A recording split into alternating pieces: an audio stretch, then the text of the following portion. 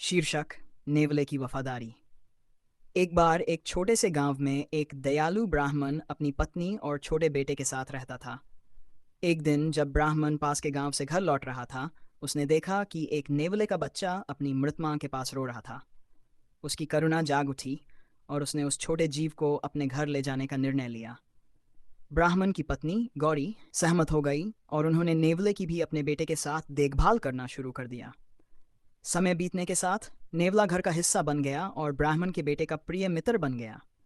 उनका बंधन दो भाइयों जैसा था।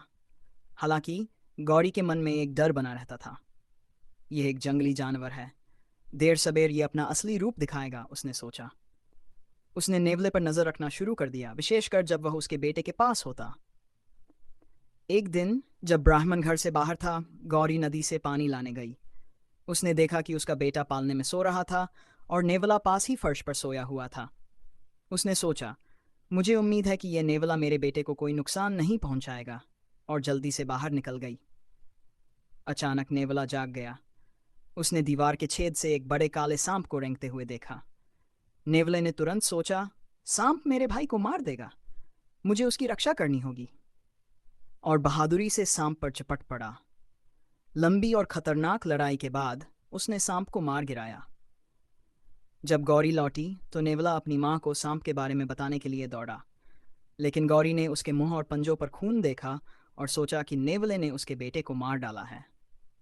गुस्से में उसने पानी से भरा बर्तन नेवले पर फेंक दिया, जिससे उसकी तुरंत मौत हो गई।